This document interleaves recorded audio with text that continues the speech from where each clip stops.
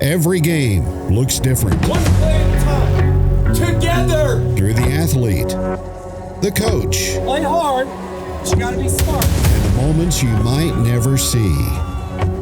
Not just highlights, perspective. This is Jacket Nation Sports. What'd you have for breakfast? Breakfast? I actually don't eat breakfast. You don't ever? Zero? Usually no. It's just water. My first meal is lunch.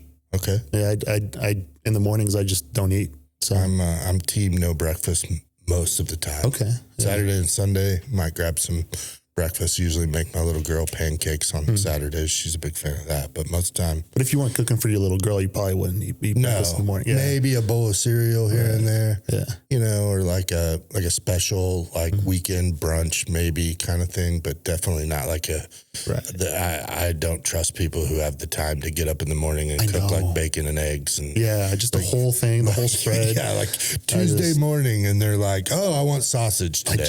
I care too much about my sleep. I don't Right. know. And I'm kind of a weirdo. Like when I make cereal, like cereal for me is like more like a night snack. Like it tastes best at night. I don't know what it is. I'm just weird what like kind that. of cereal? Oh, anything like the more sugar kiddo cereal, the better. Okay. Like I'll do Fruit Loops, Tricks, Fruity Pebbles, Cocoa Pebbles. See, I'm Cinnamon Toast Crunch. I like Cinnamon Toast Crunch. I forgot about that. Yeah. Or the s'more cereal. I can get down with some of that. You're alone there. The little marshmallows, they're like, it's like you get summertime, but then you get Lucky Charms kind of thrown in there every once in a while because you get the little hard marshmallow that like crunches. Have you ever had the variant where the bag is just the Lucky Charms? No, I've never bag? traveled down that road. Sounds like just diabetes waiting to happen. I think you're right. Like it's just so I don't know. See, a cereal like that would be like a no milk cereal. But if I was just snacking, it's like candy. But like, I don't know that I would want, I can't imagine a bowl because as much as you like the little crunchy marshmallows, like a bunch of crunchy, soggy marshmallows. It gets old fast. Yeah, it wouldn't be cool. Promise when we sat down here, I didn't think, I told you we were going to argue with the kids a little bit, but I didn't think I'd be arguing with you about cereal on an episode about esports and what's going on in the Lebanon R3 district. So I'm excited. Welcome back to Jacket Talk. Ramsey Stewart, Jacket Nation Sports, and quick shout out our sponsors who make this all possible: Heritage Bank of the Ozarks, Missouri Cooperage, and Mercy Hospital Lebanon.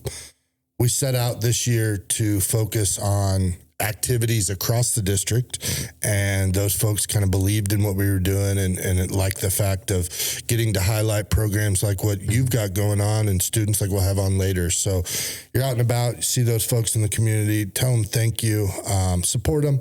Again, we couldn't do some of these things without those folks. So today we're sitting down with, I asked you before you sat down, like what the kids and is it coach, but we're going to call you Conti, right? That's perfect. Yeah. You good with that? 100%. Even though we kind of agree on cereal. I think what we can't agree on is what you're doing with the programs in esports esports in particular. Sorry, I got a little tongue tied there. Tell me about the program. So the program kind of got started unofficially 2 years ago, like my first year teaching. So this is my third year teaching, and I would kind of bring my switch over. You know, we would play after school and whatnot, and then I would beat the kids by a large margin, and they're like, oh, how do we get better? And so then I would kind of coach them through drills, and so they kind of got a taste of what it was to drill and to practice. Again, this was 2 years back. Right. And then fast forward to last year, more and more kids start to know about Mr. Conti that used to play esports or that paid part of his college through esports and competing. Oh, that's so cool. Right. And so more and more kids coming. So now I'm starting to structure more what the coaching sessions look like, what drills look like, flow charts, frame counting. I know all that nerd stuff. Okay. So and then I guess it started getting more and more notoriety, and so I got approached by my boss and Coach Christian, and about officially starting this, right, making it a sport. That Lebanon was missing kind of an esport when all the surrounding high schools already had something established, and so now we find ourselves today. Or this year on the first official year of esports, right? And so with the team, so a couple questions off of that. Primary games the kids are playing. Oh, there's tons of games. So as far as the games being offered, I mean we're talking Counter-Strike, Rainbow Six, Valorant, League of Legends, Fortnite, Super Smash Bros. Street Fighter. I mean, I'm probably missing quite a few games, Gotcha. But yeah. So esports though, like some people might look at esports and be like, oh, they get the E side of it, video games, but they assume it's Madden or college football or, sports game. Those are actually part of it too. Right. But it's so much more. It's pretty diversified from, and is it across consoles or is it? Well, I mean, that more so depends on the game. So like if the game allows for a console person to play with computer people, I mean, that's up to the game. So we definitely have those options as well. Gotcha. And the other thing I really want to touch on, you said you were a benefactor of this, but college scholarships, because I don't think people really understand, like, obviously there's a level, you guys are in high school doing high school stuff, but then there's collegiate. And then there's even higher than that. So like kind of how does a college scholarship work? So you can actually get scholarships by placing high in a lot of the tournaments we participate. Okay. I believe Misha offers some scholarships, but we're also involved in a few other leagues. I'm not Misha associated just because, how the scene works. Misha doesn't offer all the games that the kids are interested in, so we'd be kind of limited. So we're kind of forced to branch out and see what leagues offer the games the kids want to participate in. And you mentioned Misha stuff first semester. Right, that's like the Misha season. Well, so Misha is year round. Oh, okay. But unfortunately, we didn't have a lot of interest for what Misha was offering in the spring.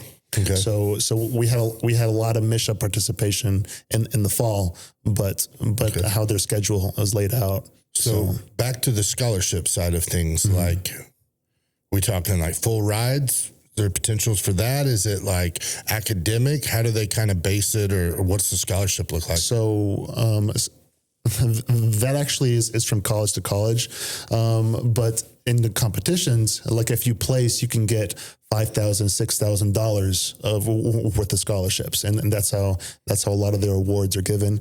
A lot of colleges will give out scholarships just based on the fact that their kid or the student participated in an esport. So if the student writes down or is looking for those scholarships, the college is already offering. The student just needs to reach out. Hey, I'm a part of esports. I participated in that. Here are my references. And colleges, I've seen, depending on your credentials and what leagues you've been in, I've seen full rides.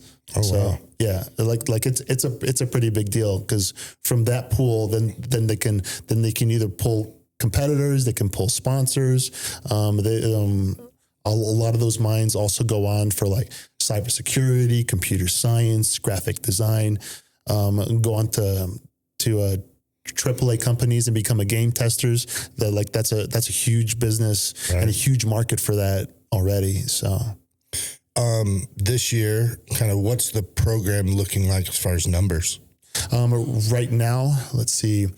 We have about 5 teams going. I would say 20 to 25 active student participants, just first year, right? With very minimal marketing, I guess you could call it. Are you seeing are we prepared for, in our district and with the things we have, for more? Like, is this what would ideally be like a program size for something like this? Like, does that make sense? Yeah. So as far as student participation, I'd say we're in a very, very healthy spot. We, like right now, we kind of just have the minimum as far as gaming computers. We got five pretty good gaming computers and about 6 Nintendo Switches. Okay. If we're wanting to support more, like what the surrounding places have, a lot of them have like 10 or 15 gaming computers, mainly because right now, if we have a team competing on a certain day, usually we can only have one team playing on a day. So as far as scheduling goes, we can't have multiple teams because usually teams are 4 to 5, sometimes even 6 players for a team. And we're limited on gaming computers for that. So you said currently only doing PC stuff, Switch stuff. There's opportunities for like Xbox, PS5, like all that stuff kind of exists and you're growing into it. Is that? 100%. Even what we've been doing already last year. So one of the games I forgot to mention in Apex Legends. I don't know if you have any idea. Nope. So that game allows for consoles to play in the same lobbies and in the same groups as PC, as mouse and keyboard. Okay. So what we had was one of our players wasn't really comfortable on mouse and keyboard on the computers. So I just allowed him to bring his PlayStation 5 to school. I talked with the tech department and they hooked him up to the Wi-Fi and he was able to, so. Sorry, I don't mean to interrupt, but I legitimately can't fathom a world where it was okay for a student to bring like a PS5 or an Xbox. Oh, I mean, there were rules in place. Like he put in his backpack, he leaves the backpack in my room as it's going on. There's rules. You can't just advertise it. But yeah, it's pretty crazy. It's kind of nuts to think like you go from the 70s and 80s and calculators were a bad thing. Yeah. And then calculators are like, they're like, can't use a calculator all the time. And now calculators are in your pocket and your phone. Like they're a tool. And like the thought process of it ever coming to a point where a district, a program, a state level MISHA, they're like, hey, bring your PS5 and your headset and like make this something. And I think it's really cool because we're encouraging it. Yeah. Like it is a segment that's growing, that's being embraced. It's really cool to see that we're embracing it as a district. And so I don't necessarily know if it was the most encouraged thing for him to bring it, but because usually a lot of the schools have the consoles there ready to go. But I mean, we wanted to make it happen, right? Well, so, I think it's cool because the program is inclusive, and the fact that it's giving a kid who's like, again, not comfortable on PC, mouse and keyboard, but is like, man, I really want to be a part of this. This is our only option right now, and we're like, all right, let's make it happen. Like, let's put some rules in place. Let's do this, and come on in and tell your friends about it, and we'll figure out more, and we'll grow into it, and we'll do some cool stuff. What's from a coach's perspective or a leader's perspective, what's the embrace been like from the kids in the school for other kids?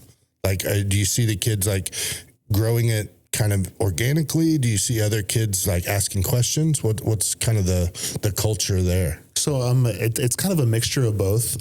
Some of the kids closest to myself can't help but get infected by my nerdism, because I've competed for so long and like I can't play a video game casually. Like I have to optimize it. That's just how my brain works. And obviously those students closest to me, that infects them. And now they're looking at that and then they kind of infect others, and that happens more organically. Right.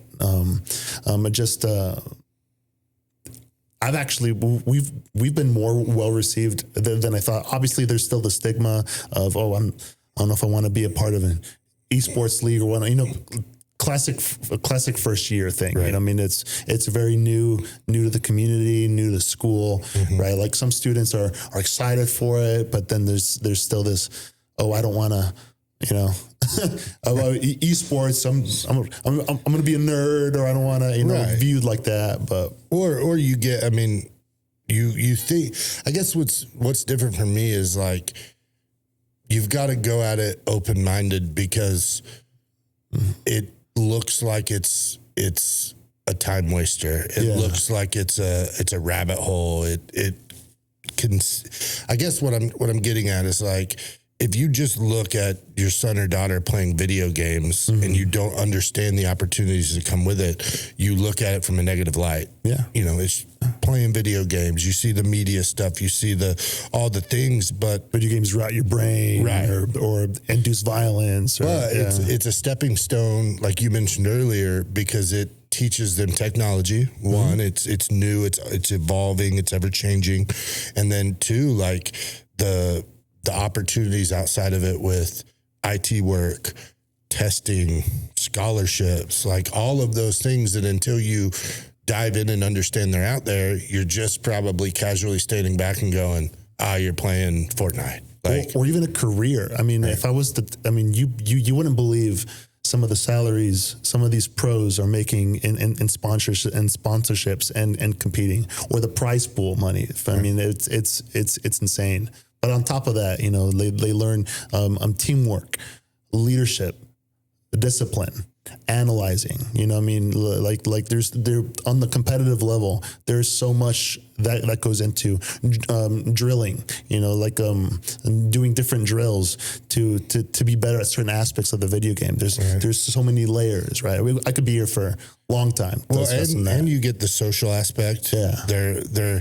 They're just a lot of times, and I'm assuming this, and correct me if I'm wrong, but like there's meets or tournaments. Some of it's virtual. Obviously, in this world, you can play online and do all those things, but like they're also meeting kids online. They're meeting competitors online. They're meeting them in person. There's opportunities. So it's no different than football or basketball or band or FFA, but it's just probably being done what is currently a stigma of, because it's behind a video game, and it's just about education and kind of understanding and showing those people the opportunities, and the parents and even showing the kids that there's an opportunity for something different that's now supported. And it's not so much like, it's like the new version of like the AV club kind of, in a way, I feel like I kind of could see some, in my head anyways, some correlation or some parallels where you may look at it from the outside in and think it's geeky, nerdy,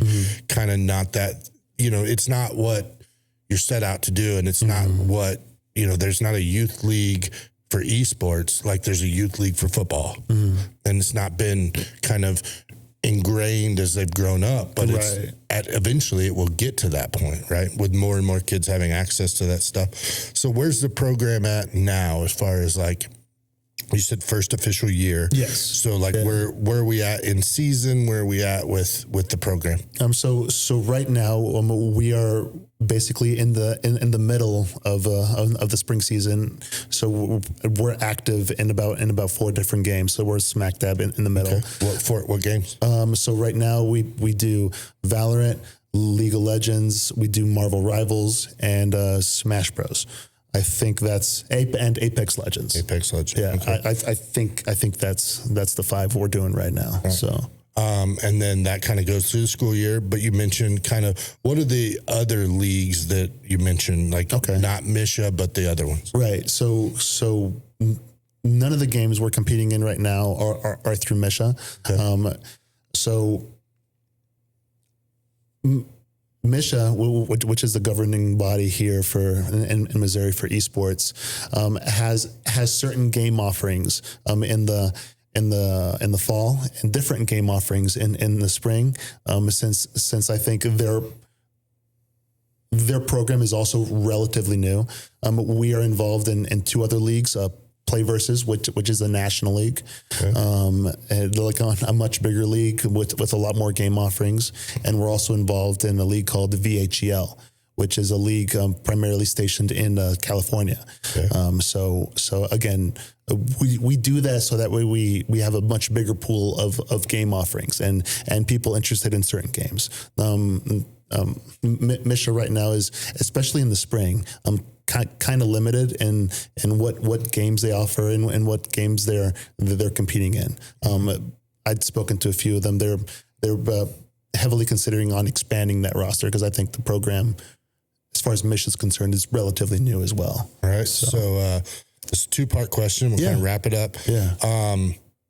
You got the opportunity to be in front of parents, and what would you tell a parent if they had questions about, hey, you know, my kid plays video games at home, I don't want them playing video games at school too, or part of this, like, can you kind of give me a broad overview of the benefits of the program and kind of what you're doing? So, I mean, honestly, every same benefit that you would see a sport in any sport, minus the physical aspect, right? Your kid might, your kid's probably not going to hit the gym or hit the weights or run, but every single other aspect is matched. The teamwork, the social, the mental part, the analyzation part, the practice, the drilling, the commitment to be able to make the tournaments.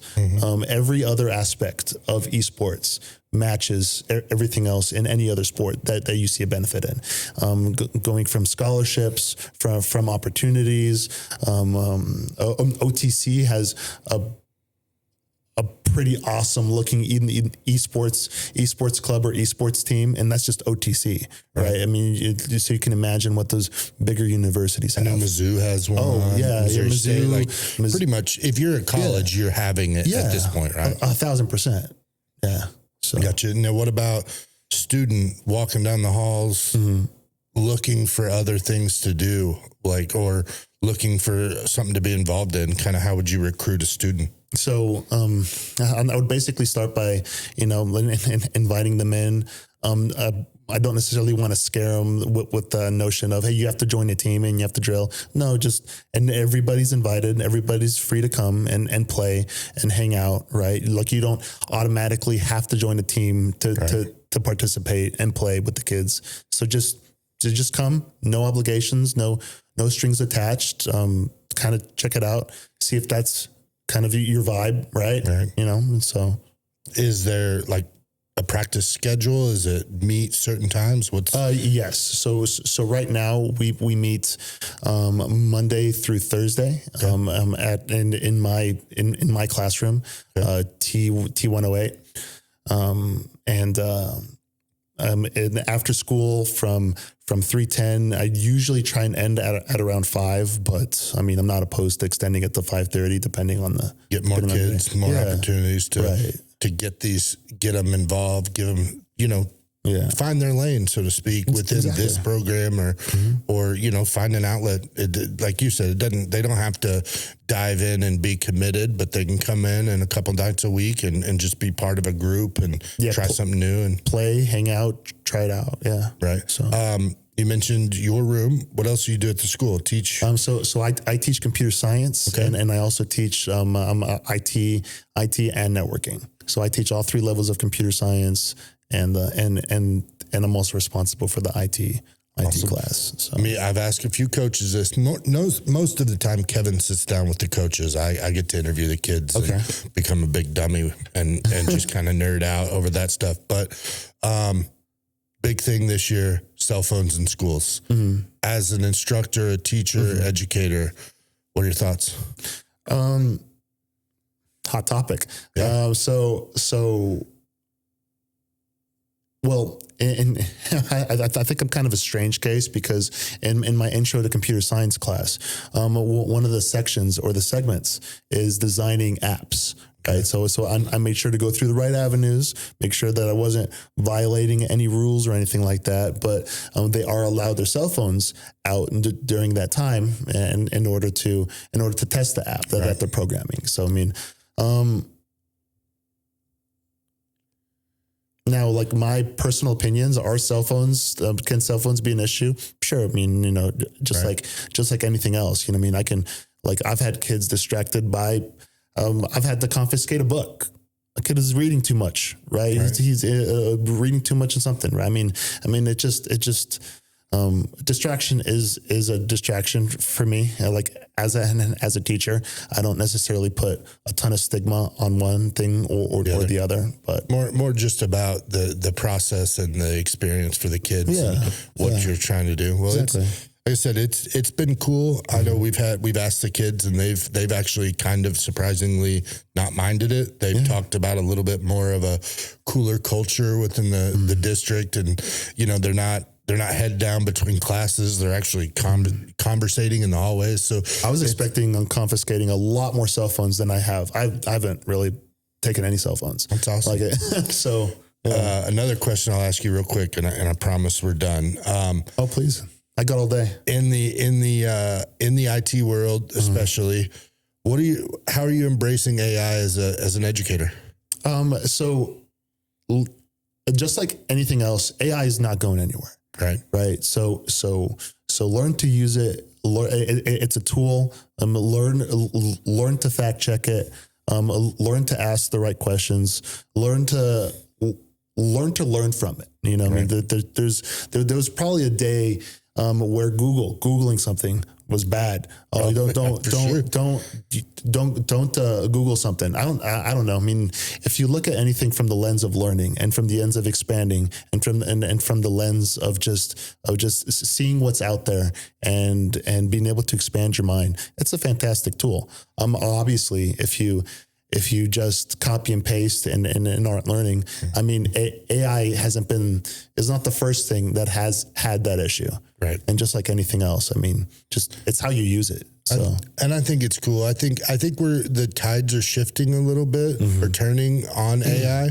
Yeah. But I think it's like anything, just like with esports and it's just playing a video game. Well, if you open your mind up to it and you look at, it is just playing a video game. Let's boil it down. That's what it is. But it's also so many other things and opportunities and tools. And soccer is just kicking the ball. Right. Football is just chucking the ball. I mean, like you can reduce anything. It's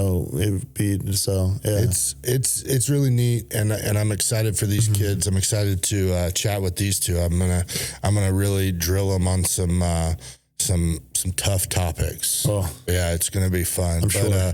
Tim, I appreciate you sitting down. Yeah. Excited for the program, excited for what you guys do. Jacket Nation Sports here for you. Would be kind of fun to figure out how we could kind of showcase these students in a different way. Let my creative mind kind of think about how we can do something like that. But appreciate you coming in. Look forward to it. Best of luck this rest of this season next year. Hopefully you're, get what you need and get more kids in the door. So thank you very much. Well, thank you for having me. Yep. Excited. Awesome. We'll be right back. Got a couple of students here, and we're gonna talk about video games and who knows what, but stick around. Whenever I was here, this was all metal fence. The heart of LHS was family. The best tradition that I can think of with marching band was the marching competitions. Oh yeah, I remember these green shirts. I was most involved with FFA. I also played basketball. I did unbelievably win an award for a poem I wrote. I'm Ryan Southard. I'm Amber Foote. I'm Kayla Burns. I'm Kim Light. I'm the CEO of Heritage Bank of the Ozarks, and I am proud to be a Yellow Jacket neighbor. At Independent Stave Company, our mission is for our employees and our community to flourish. That means supporting Lebanon's people, businesses, and schools today and always. We're proud to call Lebanon home, and we're here to support our hometown every play, every game, and every season.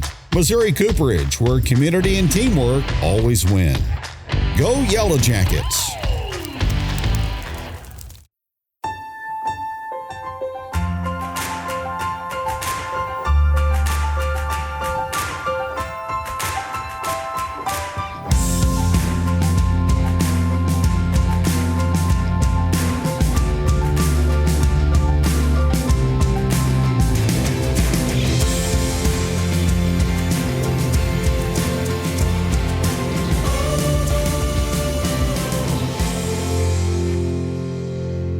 Oh, you're right. Shut up. Listen. I understand that. Oh boy. Billy Wilson. I know. I'm a graceful display of intelligence. No, but it hurts my tongue, so I can't eat them. I can't eat them like high volume. I definitely can eat them, but not a lot of them. Yeah. So like what's your A1? What's Twix. your snack of choice? Twix. I love caramel. I love chocolate. Chocolate and caramel. What more do you want? Okay, now the object of this interview is not to agree on everything. So even if you you're clearly a Twix fan, but I gotta have you coming in left field with a different take. I don't like soda, honestly. You don't like soda? No, like that's not crazy. Soda. That's not crazy to say. I don't think. Yeah, I mean, a lot of people like soda. I don't know. I don't get it. What's your main drink? Like an Arnold Palmer, like lemonade, iced tea. Okay, lemonade, iced tea. That's like my go-to. Are you like a peace tea, like in a can, or you like make it yourself? I feel like you're a make it yourself guy. A little bit of both. I'm judging you a little bit, but I feel like generally, I think if you make it yourself and you add enough sugar, it does taste better. But you're like mom or dad brings home a 12-pack, and you're like, about that. I need to get some boiling water. I need to make the tea, and then I need to go and I got to make my lemonade. And you're like, but only sun brewed. You got all it said. I game better when it's fresh made. With like a fancy little straw. Yeah. But welcome back to Jacket Talk. Ramsey Stewart, Jacket Nation Sports. And I'm sitting down, and I'm really excited about this conversation. I'm sitting down with Billy and Aiden, right? Yep. Yeah. You guys are part of the esports team at LHS, right? Yeah. Mm-hmm. So really what we are, and you can look at me. Sorry, I was just staring at all the stuff around. It looks cool. Okay. I've never seen a camera like that. But what we really are two of the most dedicated people of the team. Of course, I was there since the start. I was one of the first people staying after in Cotty's room to play Smash Bros. After school my sophomore year. It's kind of all I've shaped my high school around doing now. But me and Aiden play like the highest volume of the games. Like personally, I participate in every game that we offer. Every game. We talked with Conti a little bit about the different offerings. Yeah, so I participate in every game, and it's just so everyone has an opportunity to the competitive aspect of it. We all want to win, right? So giving people more opportunities and more games to want to win in, I think, is more important than like the quality of my own skill. Right. So you're kind of the leader. You're the student coach. Sounds like a little bit of the de facto in most of the games. I mean, of course, Aiden does his fair share in the games I can't cover. Like League of Legends is a very high technical game that I can't quite wrap my head around. I play more of the FPS, Fortnite games, Valorant. I'm actually the main player for the Valorant team. I'm the captain for that. Currently, second best Smash player on the team. Xavier Russell, very good at the game. Put a lot of time and effort into that. So you're not scared to admit it? No, not at all. I'm very proud of the people in the team now and what they've accomplished. You think you'll ever beat him, overtake him on a consistent basis? I'm sure you win every once in a while. Oh, we're pretty equal, to be honest. But I play a way better character than he does. Honestly, I'm worse. But either way on that. So you cheat? Oh, a little bit. I mean, on a scale of what would be cheaty, I play a kind of a cheaty character against him. Like I almost full counter him. Yeah. But I actually played him in tournament yesterday. So we had an official tournament match, and it was a set of 5, and it was grueling, and we tried our best, but I ended up actually losing just by a hair at the end. So it was equal all the way through. But Aiden also puts in just as much effort as I do, if not more, especially for the League of Legends team. I'm excited for what we do this semester. We definitely got stomped pretty hard last semester. Gotcha. They're putting in a lot more effort. For sure. Aiden, tell me a little bit about you, Aiden, and kind of what you're doing. Yeah, so as he said, I'm the captain of the League of Legends team. I think it's a fun game. It's hard for beginners to get into because a lot of it's like pattern recognition. It's very complicated and more like you got to think and use your brain, not really your hands. Okay. You think that'd be easy, but the game's like really old now, and there's a lot of characters, so it's very hard. I think there's around 200 or 300 characters in the game. There's a lot. There's each so one many with their abilities. own unique abilities. There's so many aspects of the game, and you have to keep track of a lot of them at the same time. Okay. Which is difficult. So let's dive into a practice session for League of Legends. Like, what does it consist of? Like, are you playing the game, or is there like a practice mode? Like, how do you kind of get in that world? So I personally would just pick a character that looks cool. Okay. And just do your best. You'll probably lose a lot because, you're new and you don't know generally what to do. But like a practice session, there's a practice like area of the game. It's called practice tool. You can like get infinite gold and test your damage, test your items. You can build items in the game. It's Right. For practicing, I would honestly just play the game and isolate one aspect of the game and work on that. Like the entire game, completely focus on one part. And then once you get that part down and you can do it like unconsciously almost, then I would start adding more to the game. Now you mentioned, like, while we're talking about League of Legends, right?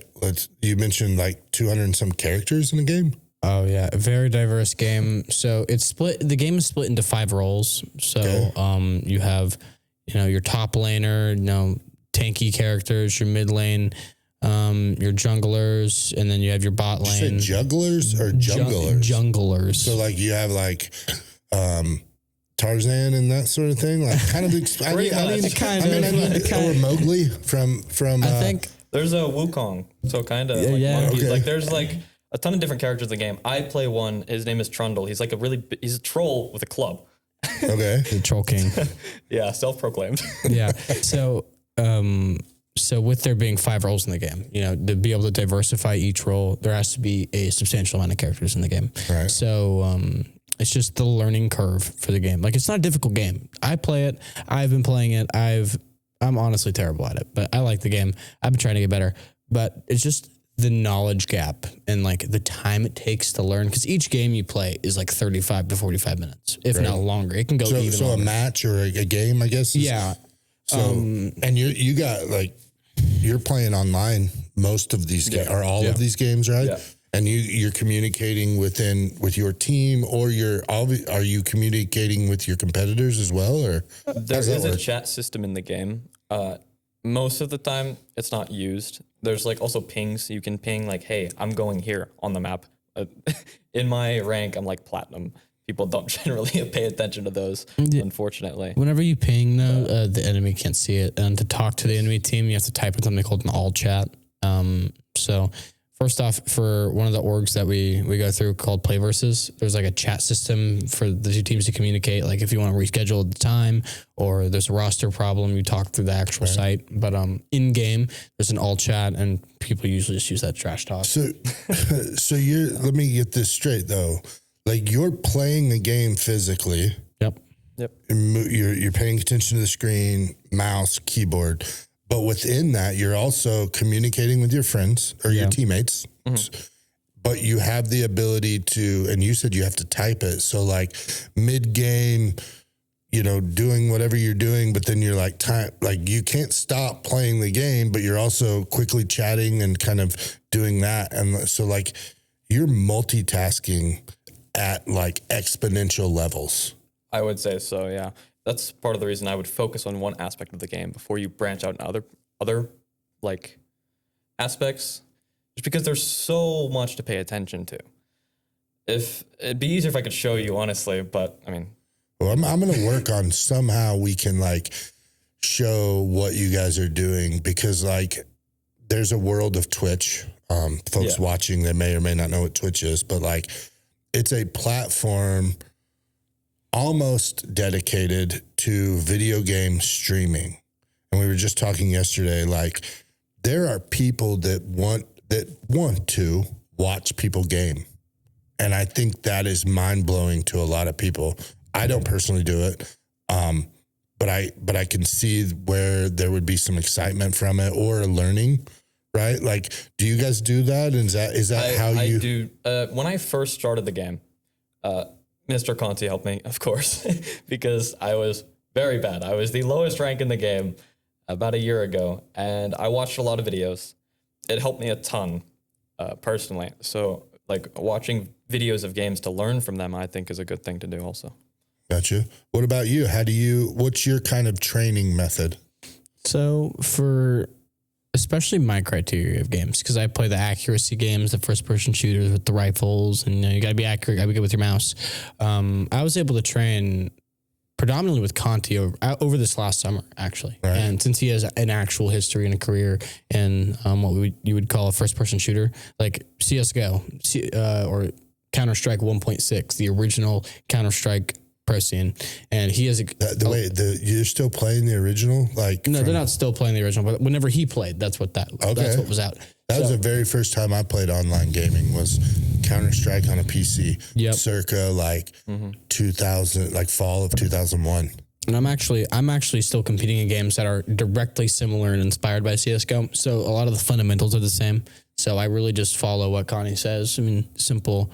I think about the game a lot harder now that I've sweat it. And it's not like League of Legends, because League of Legends, you can isolate one skill and you need to have all your skills, to a certain level. For a game like, Valorant or Marvel Rivals or an FPS game in general, I can kind of just crutch my one skill, which is my aiming talent. I don't actually use my brain very much. Just, like hand-eye coordination? Would you say that's kind of your thing? Kind of my thing, yeah. Does it give you the ability to, like, new game comes out and you're like already head and shoulders better than your friends or competitors? Typically, I guess an example would be Marvel Rivals. Whenever it first came out, I played a lot of the characters that what you would call hit scan. So like there's no travel time in between their bullets. Of it's literally just point and click. And those characters are very strong if you have good mouse control and good aim. And I do. So I was able to excel and succeed with these characters despite knowing less about the game naturally. I'm just better mechanically. So it does give me a head up on people in games.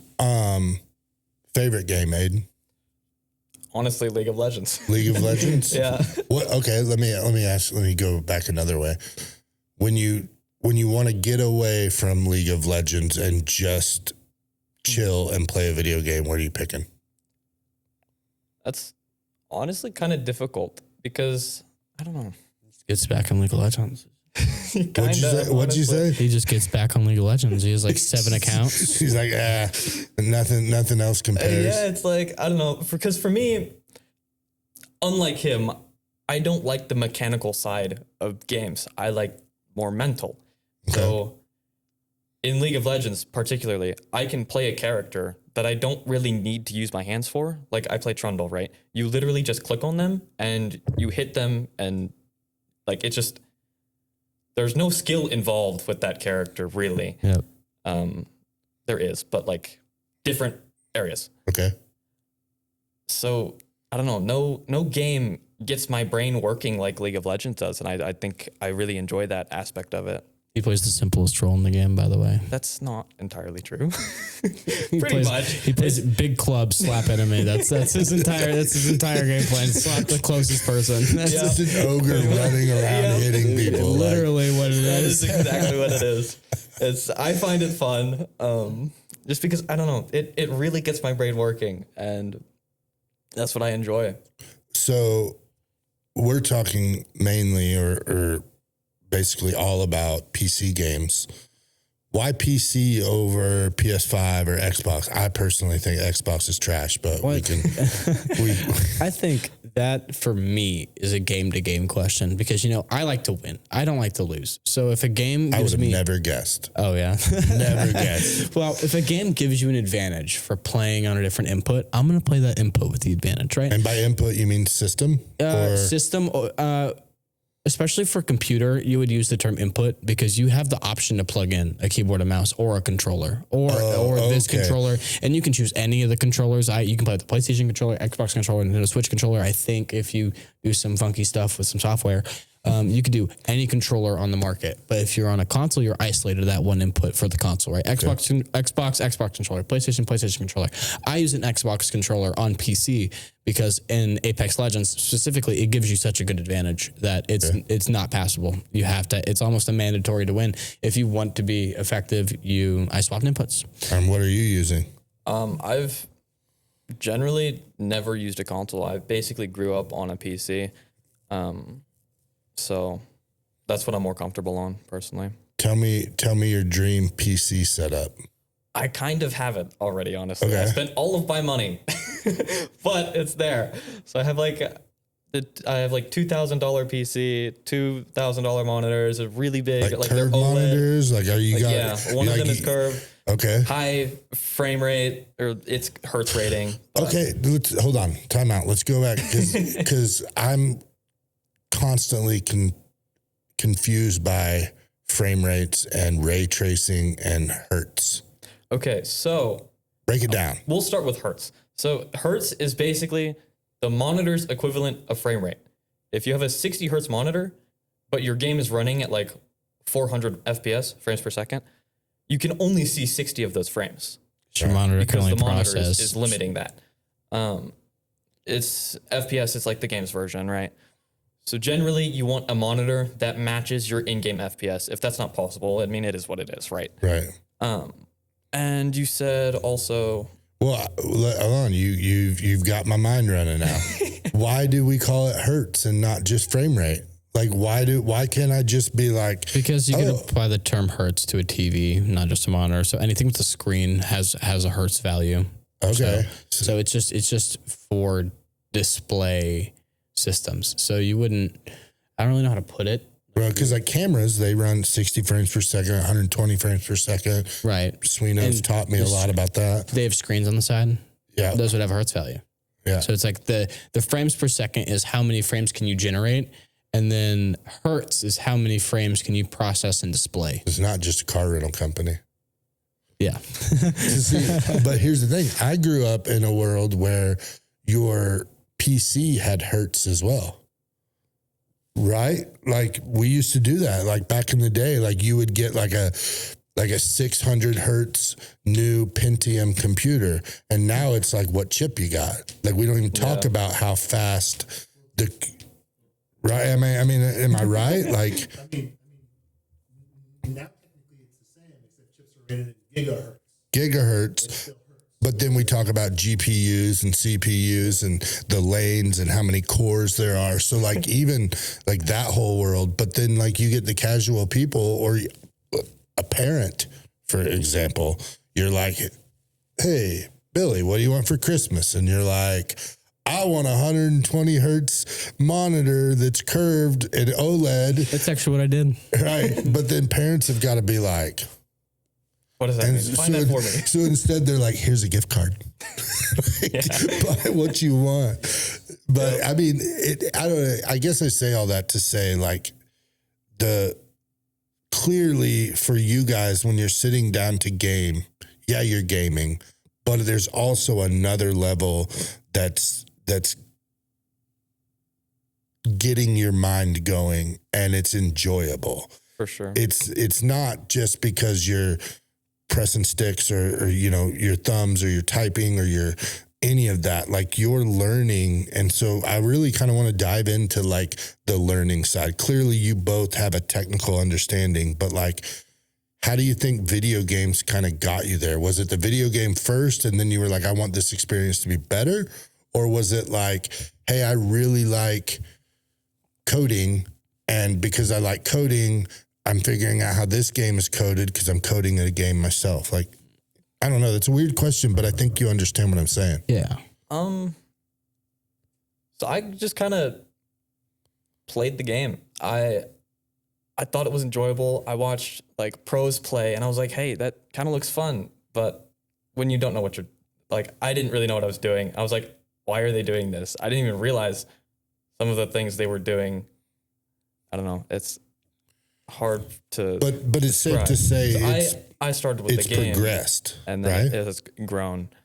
Right. Yeah. What's your favorite part of the technical side of all of this? Like if I'm sitting down, like I said, hey, there's a computer and it has like, what are you crossing your fingers hoping I'm saying? Linux. Yes, it does. What'd you say, Billy? Linux. Linux, like the operating software, the operating system. He's been on like this tangent about Linux for the past 6 weeks. See, I'm a Mac guy, so like, yeah. Well, he's been installing it and everything. Here, tell him what you just did. I recently got I built a computer to try to sell it. Didn't end up working. And I was like, you know what? Computer or selling it? I built a computer to sell it. Did the computer work? Yeah, it worked. Okay. But it was taking too long to sell, and I was like, you know what? I'm just gonna like turn it on and mess with it because it was, you know, a separate one. I have my main computer, like daily driver, and then I have this other one. I'm like, you know what?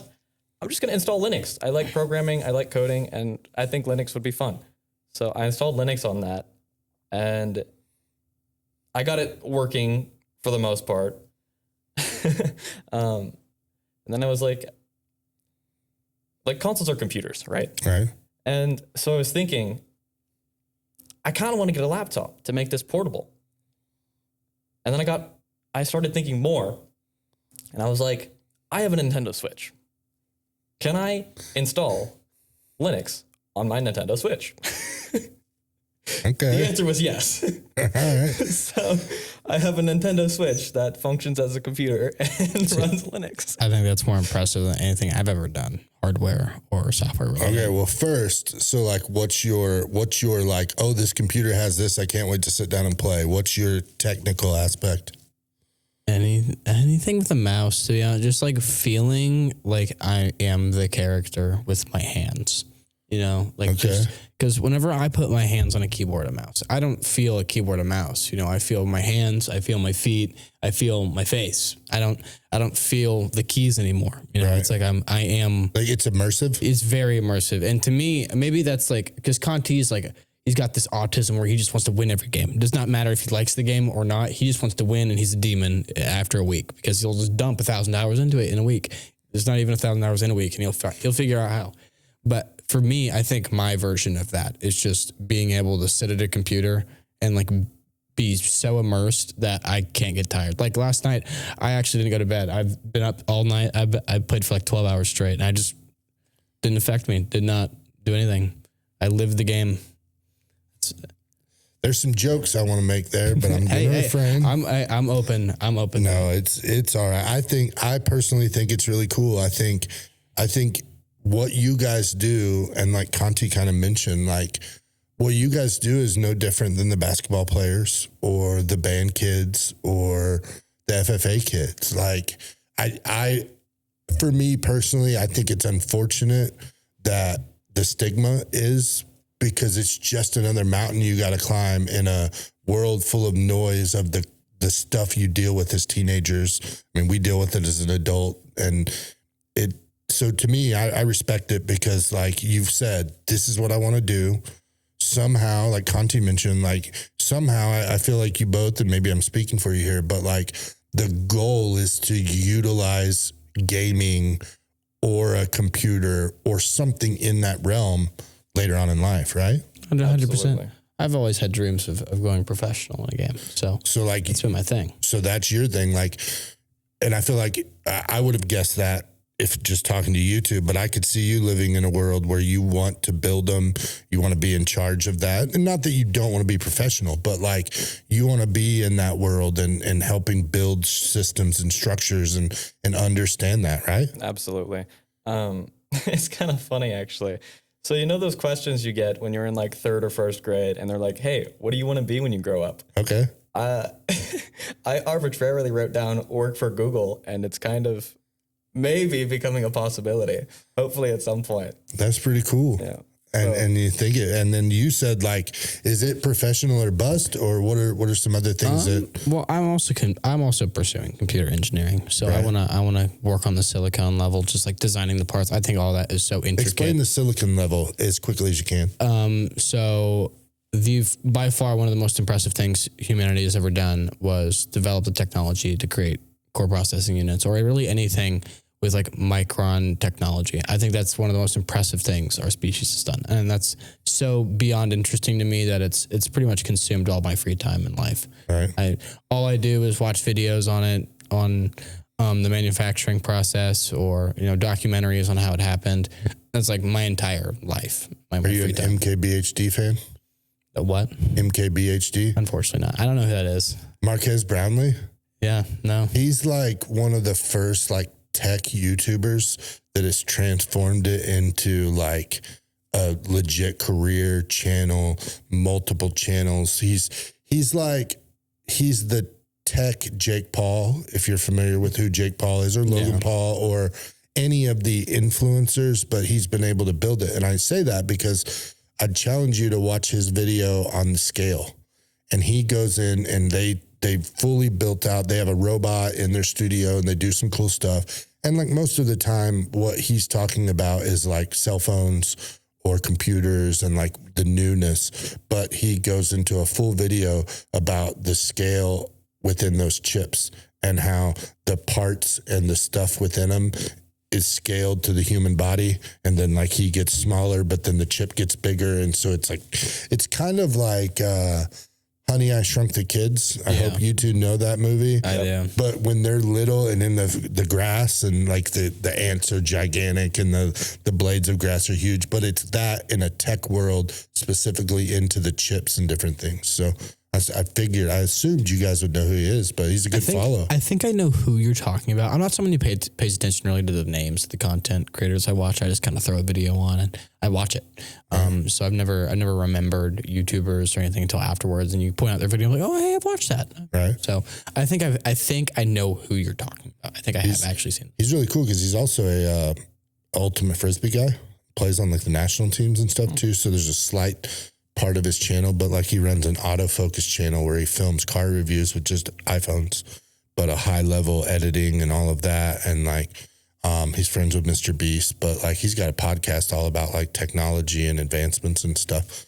But enough about all that. What are you guys doing when you're not gaming? I know there's probably not very many times that you're not gaming, but you haven't slept in 4 days. So like, yeah, well, I mean, whenever I'm not gaming, I'm just hanging out with my girlfriend. Okay. She plays games with me though, and she's honestly as good as me, which is scary to think. I've put thousands of hours into video. I gotcha. What about you? I mean, homework, personal projects with like a little video of League in the background, you know? I got so you. kind of maybe learning something. Okay. Hot topic right now. Brain fog. Brain fog.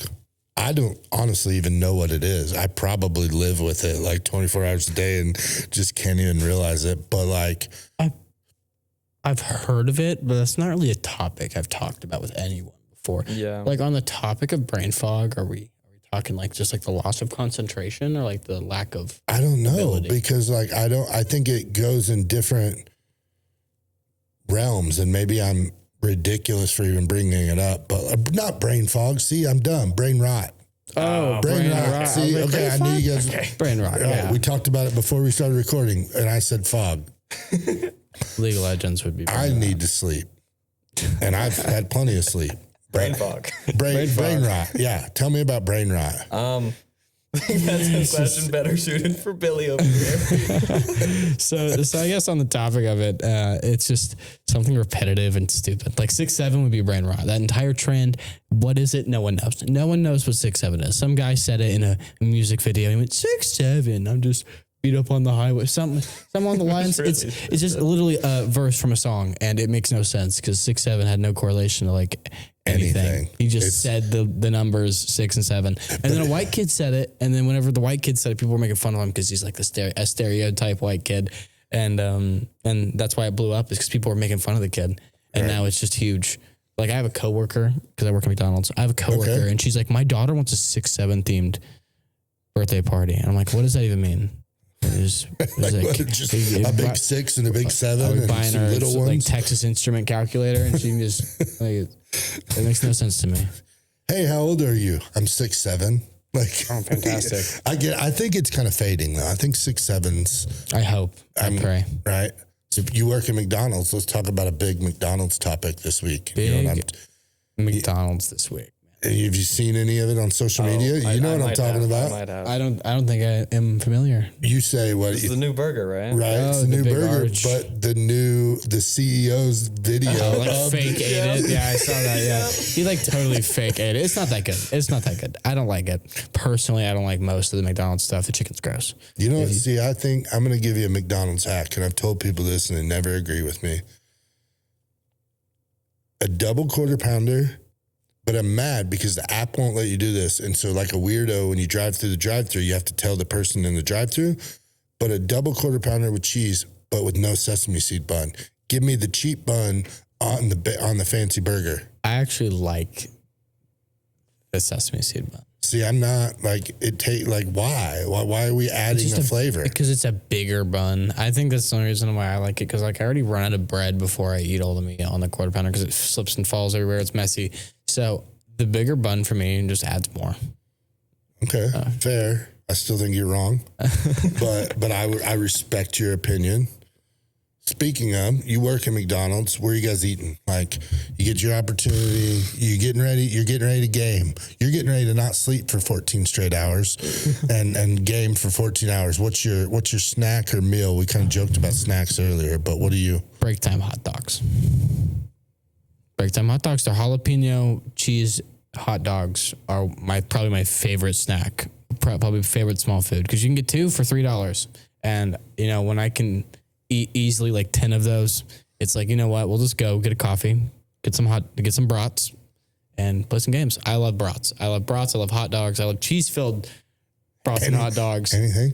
And then jalapeno cheese-filled brats and hot dogs.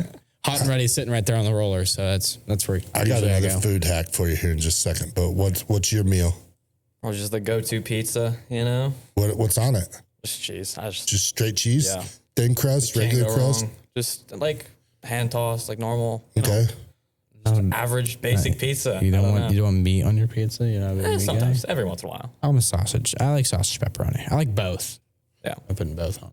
My go-to pizza-wise is Italian sausage, tomatoes, and mushrooms. Like you give me that on a pizza.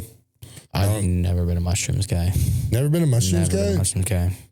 I tried so hard to like mushrooms. I just can't. Oh, mushrooms, man. They're where it's at. I don't know anything that I would eat that if it had mushrooms on it or you could add to it, I probably would top it, except for burgers. Like burgers, I want meat and cheese, a little bit of ketchup. It might go a little crazy with some time. That's why I like the regular bun, because I want just good. I just want to taste the meat and the cheese and the ketchup. You don't care about the bread. The bread's an afterthought. Like if it was, I actually like the taste of bread. I don't mind the taste of bread, but like it's a tool. It just holds it together. It doesn't really. Right. I wish it was more acceptable to just hold meat patties and eat them that way, but it's not. Hamburger steak, isn't that a real thing? You just cook a hamburger and eat it like that? Yeah, but like cut it with a fork or like a knife. But that's different. That's not like a cheeseburger, But hack I've been doing lately, grilled cheese. Pretty easy, right? 3 more. Do you like what? No, I said 3 more. String cheese in between American cheese. Oh, that sounds good. Really? You get the cheese pull. So it's like, and it never gets hot enough that it fully melts. So it's still got like some texture to it. It's like goopy. Right. But then you can, like you do, and you got to wrap it around this. Give me that and like a bowl of tomato soup. Like I'm kind of going back good. basic. But the hack was definitely one day I was sitting around and I was like, let's throw some of the string cheese on here. And it is kind of a pain because you got to like peel it and like put it on your cheese. Force it to melt almost. Yeah. But it's worth it. Dude, I love string cheese. I think good. it's one of my favorite. So you wanna go professional gaming. You clearly would do professional gaming if it opportunity. Yep. But what's next for you guys after high school?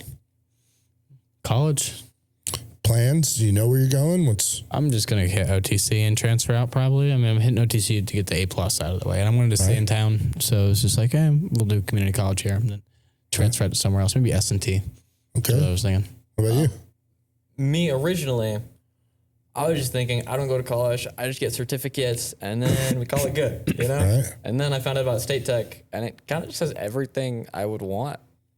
So, In a 2-year program too, right? Yeah, right. So I can get the certifications and also go to State Tech, and that's like Who have a very good esports program, by the way. They do have a good good esports program. How does that work in the college level? Do you find like certain schools like because State Tech is, I would label it more of a tech trade school as opposed to a university or college. Yeah. But is that kind of the trend? Are you seeing a lot more of those kind of schools be the leader in the esports world, or is it kind of? Well, I think the reason they would be leading in any way is because the access to the stuff and and like the people who are going to show up, because whenever you're going to State Tech or OTC, coin flip 50% of the time, it's because they couldn't afford a higher education school. Well, like me, I can't afford to just go to straight ST. I can afford an $80,000 tuition. So if I go to OTC and, for example, I didn't have the money for a computer, I think like just giving the resources to people who have the passion is why those smaller schools grow so big, and like the sports especially.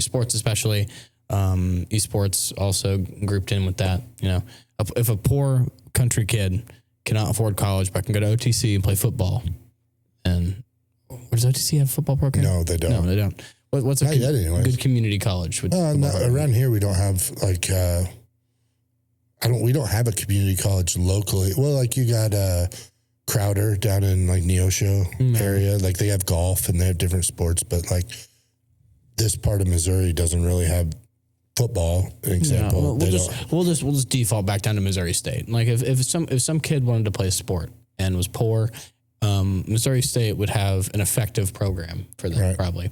So I think with esports, that's the same boat. People who can't afford super high-end equipment. Like currently, my last computer broke, and I had it for 5 years. I bought it myself. It was crap. It was a piece of crap computer.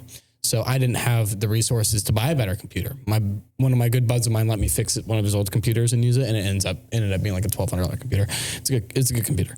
So especially from my situation, I was kind of hardware locked, and I would understand if I didn't have anything and I was able to go to an esports room at a college. And it's a door open. I mean, it's an opportunity, and you make the best out of whatever opportunity is presented in front of you. State Tech, OTC. It's just a stepping stone, you know. There's nothing wrong with it. Bigger and better things afterwards, anyways. Right. I think it all falls into we've gotten so put in lanes, or we've assumed that that's the only lane to drive down in this educational world, and things like esports are opening up so many opportunities, like Conti mentioned, scholarships, careers, adjacent careers within it, because you understand. I think it's really cool if people understood video game testing careers that are out there, not to mention coding, all the things that are happening with your cell phone, with the computers you make. Like you gave the example of putting Linux on a Switch, like the basics that I know is like Raspberry Pi, but like how people are moving those into a different direction, and they're growing from those. And like, so I got 2 more questions for you. AI. What are we using? Claude, ChatGPT, Gemini. What's our AI of choice? Probably Claude, like personally. Really?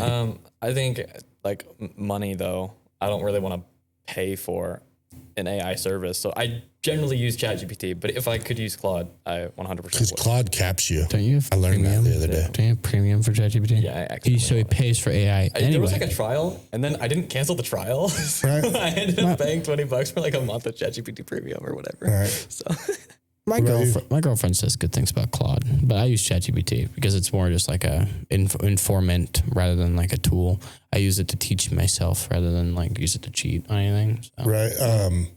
Also, the Claude, is it Claude Bot, or what's that new one that people are building with Mac Minis? You know what I'm talking about? I forget the name of it, but like they're building. Basically, they take a Mac Mini and they build a full-on agent that works 24 hours a day and does the repetitive tasks. But it's been multiple different names. Conti may know what we're talking about, but like it started out as one, they changed the name of it, then they came back and they've now done Clawbot or Claudebot or something. I don't know. Maybe AI agents. Well, you can build agents within it, and all of that. So it's kind of cool. But then there's a big talk online about Perplexity, because Perplexity, I think, takes all of them together. And then maybe you can, like, there's people buying Perplexity computers now that run for $200 a month, and you get tokens, but it can do constant 24-hour a day AI. What? No, I can't remember. I'll put it in the comments or in the description, but there's something, and there's specifically the trend was using Mac Minis because they're so powerful now with the M4 chips and like what they're doing. And then they build out this AI system, and I mean, it can do so much for you. But all right, so you said ChatGPT, you said ChatGPT as well. Dabble in a little bit of Claude until it shuts you off when it's like, you got to come back in 24 hours. Like, it tells Billy to go take a nap. But okay, and then last question. First video game ever. Black Ops 2. Zombies. Transit. With my dad. No. Oh, one more question too. But what's you Black Ops 2? Black Ops 2 Zombies. Oh, the zombies were fun. I played That with was my dad. only multiplayer too, right? That's the only way you could play. I was like 3 playing with my dad. Right, and you were playing in and it was 80s zombies too, because right, it was kind of like Stranger Things kind of thing. Like, yeah. What about you? First Probably video like game. Minecraft on an iPad. I don't know.